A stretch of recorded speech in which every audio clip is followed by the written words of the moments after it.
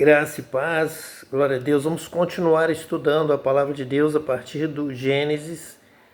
Nós estamos falando em uma visão da primeira parte de Gênesis. Capítulo 1 fala sobre uma primeira mensagem, uma primeira explicação a respeito da criação. Há uma primeira narrativa do princípio de todas as coisas.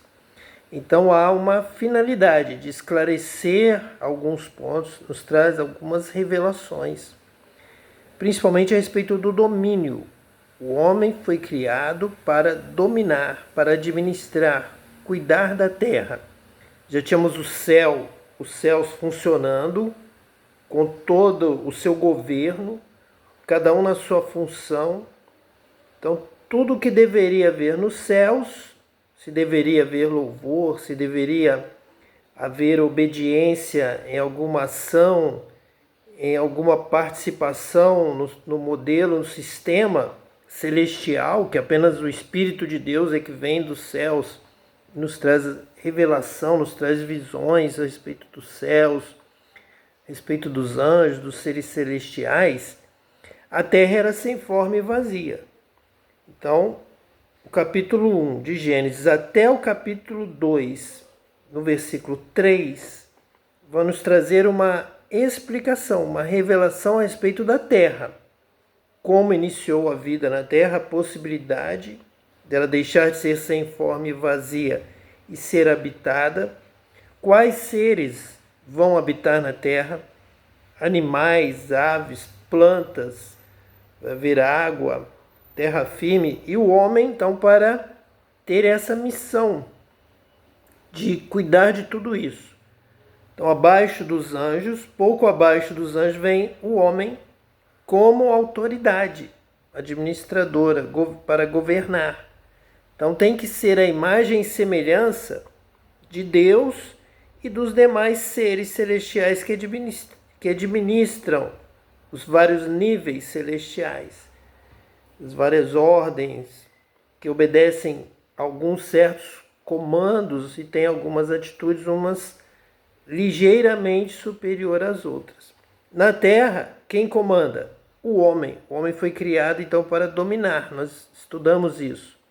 No último estudo, nós falamos a respeito dessa posição do homem. Vamos agora confirmar até o final desta primeira narrativa, que está em Gênesis capítulo 1 e capítulo 2 até o versículo 3.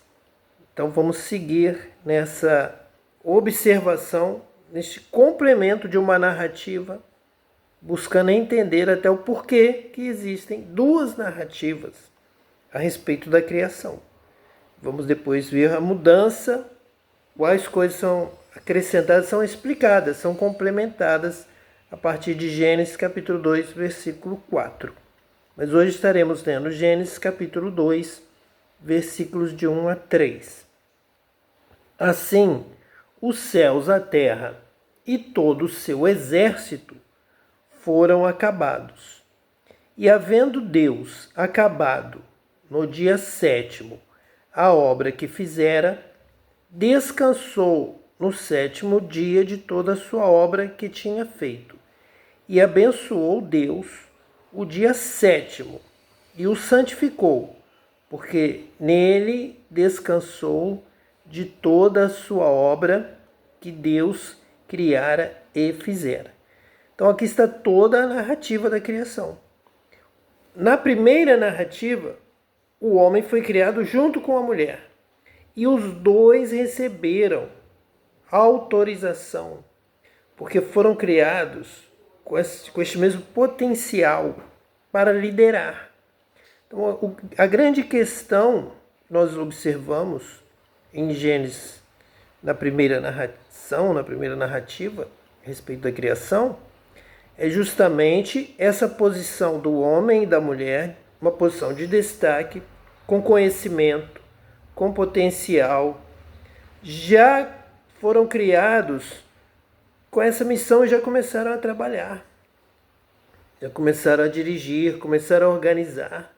Eles iriam construir eles iriam delimitar regiões, áreas, eles iriam conduzir o desenvolvimento, o funcionamento da vida. Eles já iriam se multiplicar, já haveria família, já haveria nações a partir de cidades que se formariam. No primeiro momento, cada grupo familiar formaria uma cidade, depois uma cidade-estado. Então essa é a visão, essa é a revelação a respeito da nossa participação na criação. Fomos criados com uma responsabilidade. Quando Davi observa isso, que ele está sendo colocado por Deus para liderar, haverá um justo que domine sobre os homens no temor do Senhor, ele também nos diz que essa orientação do céu sobre a nossa conduta, a nossa justiça, que vai levar a uma equidade e uma harmonia entre o nosso conhecimento do bem, da verdade, do amor, da paz, da misericórdia, nós devemos ter este conhecimento ao máximo, segundo o propósito de Deus para a nossa vida, isso de acordo, em harmonia com as nossas obras. Então nós seremos justos e o justo vai liderar. Para ter o conhecimento total, temos que ser batizados com o Espírito de Deus. É Ele que está ali na criação, na primeira narrativa, Ele está presente justamente para dar esta organização. Também purificação, santificação, correção, justiça, equidade, todos felizes. Então, para que a criação seja feliz, se realize nessa terra, que Deus é bom, criou a luz, então criou a vida, criou a beleza, criou as cores e criou tudo para que nós sejamos felizes.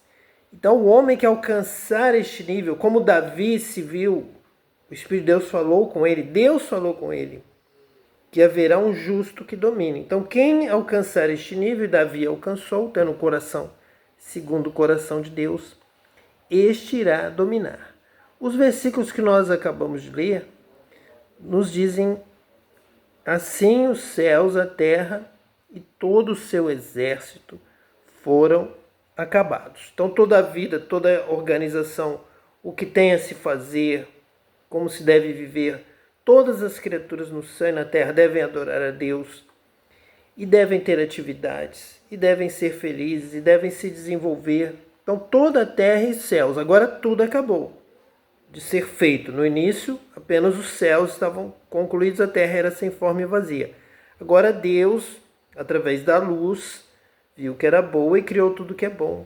A terra também foi acabada com todos os seres que devem habitar a terra. Todos os animais na terra, os que voam, os que estão no mar, então tudo foi acabado. E o homem vai se preparar. O homem vai crescer, o homem vai aprender, vai conhecer a Deus, vai conhecer a terra, a ciência, como que cada coisa funciona melhor, vai estudar. Então vai haver todo um desenvolvimento para termos agora não mais uma terra sem forma e vazia, mas uma terra dirigida com excelência, com inteligência, para que todos sejam felizes. Então precisamos de um bom administrador. Alguém que saiba o que deve fazer e faça. Execute o que sabe, bem para todos, buscando bem comum para a coletividade. Para todos, ninguém deve ser deixado de fora. Se alguém estiver exercendo domínio e começar a ser injusto com um grupo, com uma pessoa, dividindo em classes, fazendo coisas indevidas, Deus vai cobrando, vai mandando os anjos, vai havendo uma supervisão celestial constante. São superiores, sabem mais, entendem, veem onde está o mal, onde está a injustiça. Você tem o conhecimento do bem e do mal. Então você vai agir com o bem, com a justiça. Nessa primeira narrativa, não há a questão da serpente, não há fruto. Isso é na segunda narrativa. A primeira narrativa, o homem já nasceu completo. Ele já tem todo o conhecimento. Ele precisa agora conhecer mais de Deus. Ele vai descobrir isso através do Espírito Santo. e vai comandar com justiça. Haverá um justo que domine, então vamos para essa primeira narrativa. Ele vai realmente se tornar justo pelo conhecimento e pelas obras.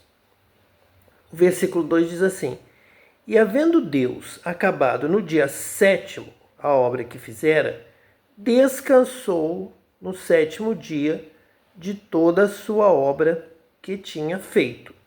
Então nós temos aqui justamente essa apresentação de Deus, que ele realmente havia despendido uma grande carga de ação para colocar todas as coisas no seu devido lugar, em ordem. Então, estabelecer o que deveria haver na terra, como deveria funcionar, como vai se purificar, como os seres vão viver, como vão respirar, como vão ver, ouvir. Tantos detalhes, muitos detalhes para um ser humano conseguir descrever tudo que a natureza, toda a beleza das flores, toda a cor dos animais, todas as diferenças e todos os espaços da terra, tudo criado, que a palavra de Deus diz que Deus precisou descansar. Então Deus fez tudo, precisou de 6 dias, precisou de tempo, não foi tudo de uma vez. Ele foi juntando cada coisa e fazendo um desenvolvimento dessas coisas para que fosse acontecendo uma após a outra e se encaixando. Viu Deus que era bom e fez mais alguma coisa e houve a continuidade em 6 dias. Não foi de uma vez só. Então despendeu tempo e trabalho. Por isso ele precisou descansar, justamente no 7º dia. Isso ele trouxe para nós. A nossa vida também deve ser uma vida de trabalho e de descanso. Então, uma coisa importante que Deus estabeleceu foi o trabalho. 6 dias nós vamos trabalhar e no 7º dia vamos descansar. Descansar é uma forma de não haver escravidão, de não haver uma constante exploração por parte de ninguém e nem nossa mesmo, de apenas trabalhar, de apenas ganhar, de apenas conquistar. Mas é um momento de descanso, é o momento do culto, é o momento de darmos um dia para Deus, nos lembrarmos de Deus, santificarmos este dia, para descansarmos e para nos lembrar, celebrar a criação, a obra de Deus, o amor de Deus, o que Deus fez por nós, a nossa vida. Deus nos criou, Deus trabalhou, Deus se cansou, Deus realmente se dedicou. Isso é importante que nós possamos assimilar também essa mesma condição. Quando nós admitimos o descanso no 7º dia, nós somos abençoados. Diz aqui o versículo 3: E abençoou Deus o dia 7º e o santificou. Quando nós reconhecemos o 7º dia, vem sobre nós essa bênção. Deus também nos abençoou e Deus abençoou o 7º dia e o santificou. Quando você pensa em descansar como Deus descansou, você lembra-se de Deus, glorifica a Deus pela sua obra.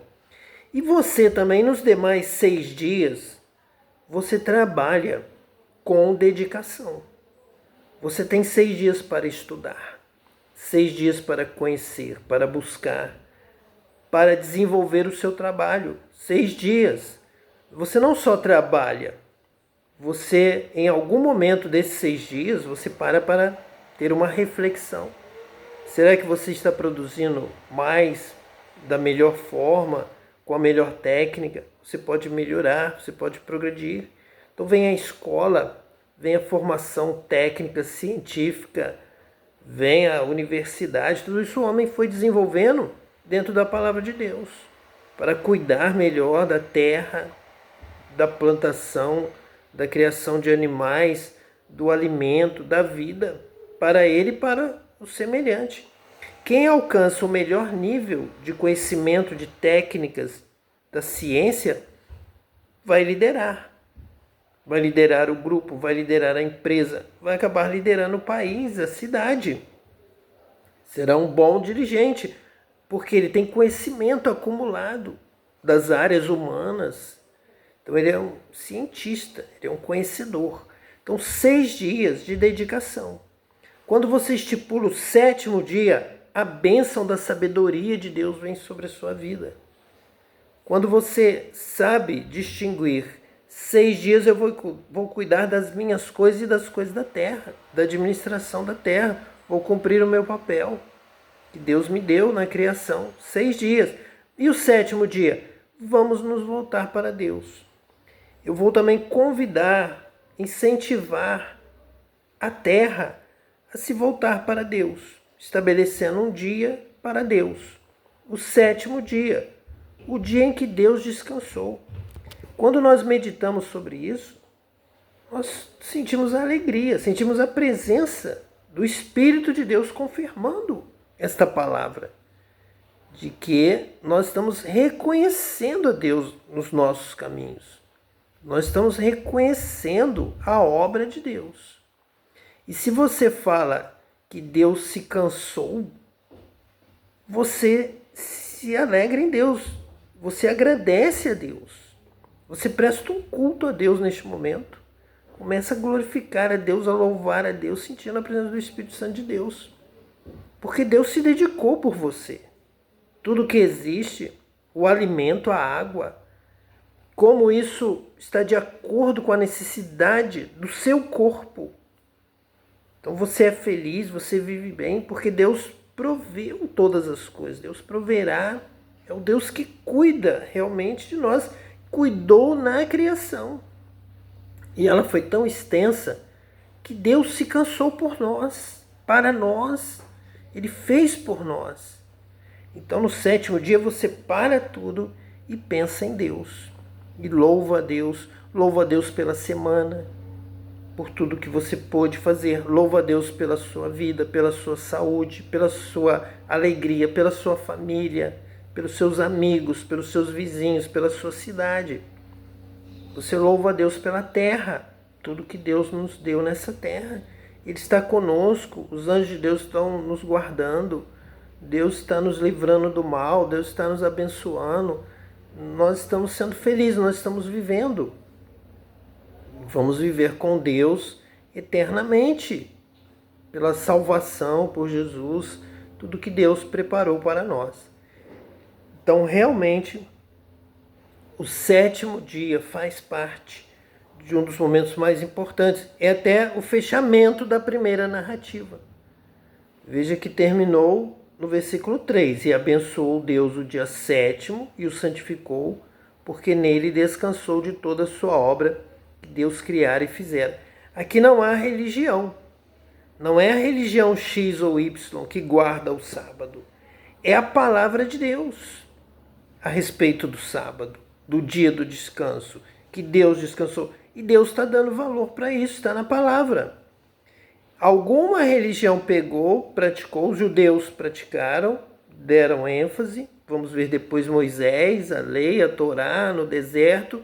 Vamos ver Jesus incentivando, vamos ver os apóstolos incentivando. Vamos ver lá no Apocalipse, dizendo, arrebatado foi no dia do Senhor, no dia do sábado, no dia de lembrar de Deus, no dia do Senhor. 6 dias são seus, você vai aprender, vai estudar, vai desenvolver técnicas, vai melhorar, vai fazer bem feito, vai trabalhar. Um dia você vai produzir mais do que no dia anterior, porque você realmente se dedicou ao seu trabalho com aperfeiçoamento científico. Então 6 dias são seus para serem bem trabalhados, bem produzidos, para você crescer, produzir mais, todos terem em abundância, não faltar nada para ninguém na terra, encher a terra de crianças e de alimento para as crianças, para toda a humanidade. Mas o 7º dia é o dia do Senhor. João, lá no Apocalipse, foi arrebatado no dia de sábado, no dia do Senhor. Então, aqui está essa importância de Deus, da palavra de Deus a respeito do sábado, que não pertence a nenhuma religião. Mas nós temos aqui relembrado, ressaltado, que infelizmente vem alguém com uma proposta de uma nova religião, de uma nova denominação, de um protestantismo, de um catolicismo. E aí procura alguns pontos, em que ele possa derrubar, destruir a outra religião. O catolicismo tentou apagar o judaísmo, tomar o lugar do judeu. Agora o povo de Deus é a igreja. E o judeu? O judeu acabou. E o sábado? Então certos pontos passaram a ser pulados, esquecidos, desconsiderados. Nós não estamos aqui para desconsiderar ponto nenhum da palavra de Deus. Estamos aqui para cumprir. Jesus mesmo disse, vai ser cumprido toda a lei, não vai nada ser excluído. Ele diz, eu ainda vou reforçar, eu vou melhorar, eu vou trazer algo complementando, não vou tirar nada, vai ser dali para mais. Então ele disse, olha, sobre mim vocês vão ler, vão buscar Moisés na lei, nos profetas, nos salmos, é ali que está falando sobre mim, ali que está a palavra de vida eterna. Vem da Torá, vem do Antigo Testamento, vem de Gênesis, que faz parte do Pentateuco, os 5 primeiros livros da Bíblia. Então o sábado faz parte. Nós temos lá em Mateus, no finalzinho, as mulheres descansando no sábado, diz a palavra de Deus, conforme a lei. Descansaram antes de ir ao sepulcro, foram no domingo pela manhã, porque guardavam o sábado. No final do Evangelho, Jesus morto, Jesus ali no sepulcro, na rocha, a pedra fechando e as mulheres guardando o sábado. Porque é um mandamento, não tinha como discutir. Quando Jesus disse, porque o Filho do Homem até do sábado é Senhor, quando ele dá essa expressão, ele valoriza o sábado, até do sábado ele é Senhor. Então, claro, sim, se for para salvar uma vida no sábado, eu vou salvar uma vida com a bênção de Deus vai continuar. A bênção do dia 7º, a bênção de santificá-lo, de guardá-lo, vai continuar sobre a minha vida se eu resgatar, curar, fizer o bem no sábado. Porque até do sábado ele é Senhor. Aí não se discute que a vida está acima de tudo. O bem, o amor ao próximo, é o principal mandamento, amar a Deus sobre todas as coisas, ao teu próximo, como Cristo nos amou.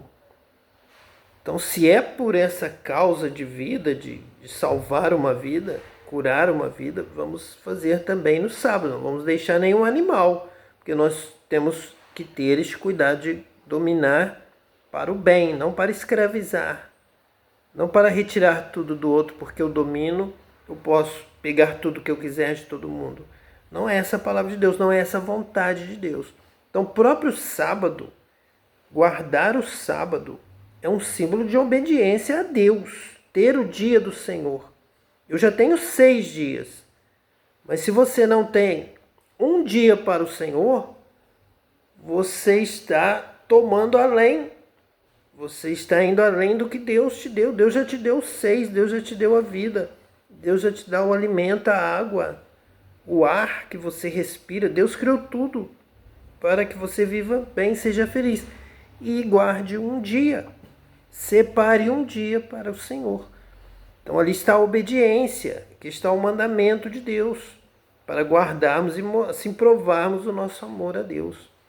Então guardando este dia. Veja que a segunda narrativa começa no versículo 4, dizendo assim: estas são as origens dos céus e da terra quando foram criados, no dia em que o Senhor Deus fez a terra e os céus, e toda a planta do campo que ainda não estava na terra, e toda a erva do campo que ainda não brotava, porque ainda o Senhor Deus não tinha feito chover sobre a terra, e não havia homem para lavrar a terra. Então aqui já é uma segunda narrativa. Nós já vamos ver outros pontos sendo colocados, revelados, demonstrados, é uma instrução, uma segunda instrução. Então houve uma primeira que nós estamos trabalhando agora. Essa instrução foi completa, ela fechou no sábado. Ela conclui, o ponto principal, fechamento, é o sábado. E realmente, então, o judeu dá toda essa ênfase ao sábado, porque é o fechamento da primeira narrativa. E nós vamos hoje concluir trabalhando essa primeira narrativa, que tem essa ênfase no domínio de Deus.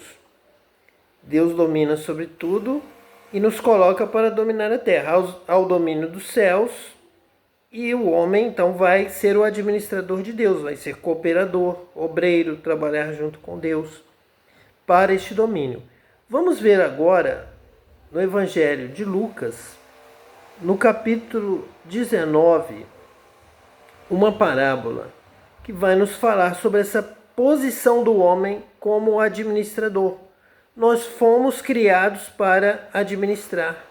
Nós fomos criados para dominar as coisas da terra, para que a terra seja um lugar de paz, de vida, de alegria. Então vão dominar a terra os homens e as mulheres quando forem justos, quando conhecerem a verdade, a luz, o melhor que Deus tem para a terra, a direção de Deus, quando andarem em comunhão com Deus, com o Espírito Santo de Deus e praticando o bem, a justiça, trazendo o melhor para a humanidade, para a sociedade. Então veja aqui Lucas, capítulo 19, a partir nós vamos ler do versículo número 11, que diz assim: E ouvindo eles estas coisas, ele prosseguiu e contou uma parábola, porquanto estava perto de Jerusalém, e cuidavam que logo se havia de manifestar o reino de Deus. Quando falamos de reino, falamos de domínio, de um rei, de um espaço de domínio deste rei, o reino de Deus. E nós fomos criados para domínio. Nós fomos criados, segundo a primeira narrativa que nós concluímos hoje de Gênesis, nós fomos criados para administração, junto com Deus. Então, quando vem o reino de Deus, nós estamos juntos, porque nós somos criados à imagem e semelhança de Deus. Se nós realmente somos justos e conhecemos a Deus, sabemos a sua vontade, o que agrada a Deus, o que desagrada a Deus, nós estaremos em condição de praticar isso. Temos que viver isso e ser escolhidos para administrarmos, para dirigirmos junto com Deus no reino de Deus, tomar posse do reino de Deus, receber a coroa como Paulo recebeu, receber domínio, receber poder, receber essa administração no reino de Deus. Então, quando somos santificados, aperfeiçoados, purificados, ensinados, quando o Espírito Santo vem habitar em nós, é com essa função. Nós temos sempre essa função de administração. Vamos ver isso aqui agora. Versículo 12. Disse, pois, certo homem nobre partiu para uma terra remota, a fim de tomar para si um reino e voltar depois. Então disse, pois, Jesus na parábola, que certo homem nobre partiu para uma terra remota a fim de tomar para si um reino e voltar depois. Veja essa linguagem de domínio, de reino, nobre, um homem capacitado. Nós nos tornamos nobres também pelo bem que fazemos aos outros, por estamos em uma posição de domínio, mas usamos este domínio da melhor forma que existe, na direção de Deus, no temor de Deus, trazendo o melhor para todos, realmente sendo a solução para os problemas e realmente a comunidade vivendo bem e feliz porque tem um justo à frente, na direção. Então, o caso deste nobre, Jesus está falando aqui sobre o reino de Deus e que ele vai tomar o reino para si. Toda a linguagem está envolvida em domínio, tanto na terra onde ele está, quanto no outro reino que ele vai tomar posse e voltar depois. E chamando 10 servos seus, deu-lhes 10 minas, e disse-lhes, negociai até que eu venha. Esse negociai é desenvolver a vossa administração, aprendei a ser justo, aprendei a fazer o melhor. Faça uma coisa que vai trazer benefício para muitos, cada vez mais. Faça com que uma atitude sua, um gesto, uma palavra, uma ideia, um conhecimento, traga benefícios para muitos. Negociai. Nessa parábola de Lucas, nessa parábola aqui em Lucas, está claro já essa orientação para ter lucro. E esse lucro deve ser dividido com todos. Se você não tem lucro, não tem capital, você não tem o que dividir com todos, todos vão morrer de fome, vai haver pobreza, vai haver morte, massacre. É uma ideia totalmente errada. Mas quando você tem produção, você tem lucro, mas esse lucro é bem distribuído, é bem usado, todos se alimentam, produz-se cada vez mais, negocia-se cada vez mais. Essa é a palavra de sabedoria. É esse que deve reinar. Essa é a palavra de Deus. Se alguém falar com você, não pode ter propriedade privada e ninguém pode ter lucro, esse não tem competência para liderar o povo. Esse tira o que Deus está dando ao homem e à mulher, que é o direito de possuir, desde que administre bem, tenha sua propriedade privada, que todos tenham, mas que todos tenham com relativa justiça, com a justiça, todos felizes, satisfaça a todos. Então, quanto mais você lucrar, negociar, é o que a palavra de Deus está orientando, a sabedoria de Deus. Negociar até que eu venha. Vá desenvolvendo, vá fazendo o seu melhor, vá estudando. É como a criação. Você tem 6 dias para estudar, trabalhar, produzir, melhorar, desenvolver técnicas para que possa ter mais. A cidade possa produzir mais e dividir com os moradores. E ninguém ter falta de nada. Não precisa, não pode. Não é para ninguém passar fome e o outro ter demais. Não é essa a vontade de Deus. Mas Deus quer que haja uma produção cada vez melhor, cada vez maior. Um desenvolvimento tecnológico. É por isso que uma nação cristã, ocidental, que realmente desenvolveu a partir do judaísmo, da ideia da criação do sábado, é uma sociedade produtiva, que cresce, que se desenvolve e distribui. E há, então, um progresso que traz felicidade para toda a população. É assim que tem que ser, essa é a vontade de Deus, essa é a orientação de Deus para que sejamos bons administradores. É a orientação dos céus, do Espírito de Deus, que também trabalha, também alimenta. Deus viu do céu tudo bom quando viu que havia árvores e plantas e sementes para alimento e água para beber, e vai haver canalização da água, vai haver todo um desenvolvimento. Versículo 14. Mas os seus concidadãos odiavam-no e mandaram após ele embaixadores, dizendo: não queremos que este reine sobre nós. Então, o conflito sobre o reino de Deus, o reino dos céus, o homem querendo dominar a terra. Então, Jesus sendo rejeitado para que não reinasse, não trouxesse essa direção celestial, essa sabedoria celestial. Realmente produzir mais.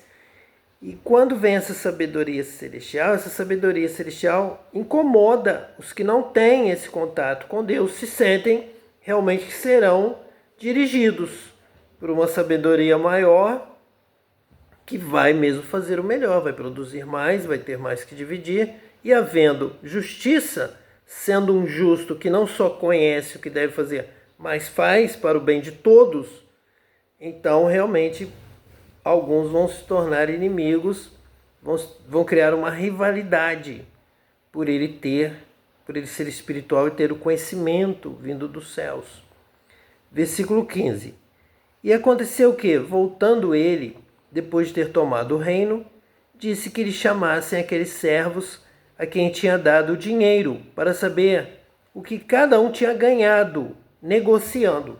Então a ideia é realmente ganhar mais. produzir mais, aprender técnicas.